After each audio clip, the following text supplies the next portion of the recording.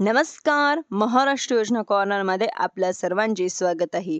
आजच्या व्हिडिओच्या माध्यमातून आपण बघणार आहोत की राज्य शासनाच्या माध्यमातून अतिवृष्टीमुळे बाधित झालेल्या शेतकऱ्यांना जाहीर करण्यात आलेलं रब्बीच्या अनुदानाच्या वाटपाला एक म्हणजेच की या संदर्भातील आपण आजच्या व्हिडिओमध्ये बघणार आहोत की दिलासादायक असे महत्त्वपूर्ण अपडेट या ठिकाणी आलेले आहे.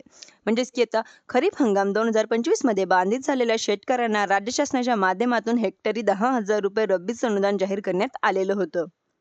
मोठ्या प्रमाणात शेतकऱ्यांना अनुदानामध्ये वाटप करण्यात आलेलं होतं, परंतु बऱ्याच साऱ्या शेतकऱ्यांमध्ये म्हणजेच की जिल्ह्यांमधील शेतकरी अद्यापही देखील अनुदानाच्या प्रतीक्षेत होते. म्हणजेच की 22 जानेवारीपासून आपण पाहिलं होतं की शेतकऱ्यांना उर्वरित असलेलं अतिवृष्टीचं अनुदान वितरण व्हायला सुरुवात झालेली होती.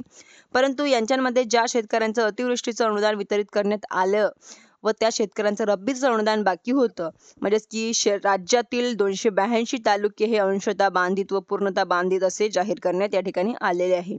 अतिवृष्टीमुळे नुकसानग्रस्त झालेल्या या तालुक्यांमध्ये महसूल मंडळातील याचबरोबर सततच्या पावसांमुळे आणि ऑक्टोबर-नोव्हेंबर महिन्यांमध्ये झालेल्या अवेळी पावसांमुळे कोकण आणि विदर्भातील काही जिल्ह्यांना हे रब्बीचं अनुदान मंजूर करण्यात या ठिकाणी आलेलं आहे.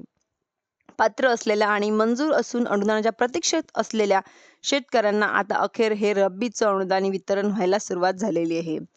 म्हणजेच की शेतकऱ्यांना म्हणजेच की हे क्षेत्र जर बाधित दाखवलं असेल त्या शेतकऱ्याला हेक्टरी 10,000 रुपये याप्रमाणे नुकसान भरपाई येणार आहे व एखाद्या शेतकऱ्याचं जर 50 आर क्षेत्र बाधित दाखवलेलं असेल तर त्यांना 5,000 रुपये असे नुकसान भरपाई येणार आहे व बाधित क्षेत्रांच्या प्रमाणानुसार शेतकऱ्याला हे रब्बीचं अनुदान वितरित केलं जाणार आहे. परंतु आता हे अनुदान वितरण करायला सुरुवात या ठिकाणी झालेली आहे. अशा कुड्यात लवकरात लवकर शेतकऱ्यांच्या खात्यांमध्ये जमा होणार आहे. धन्यवाद.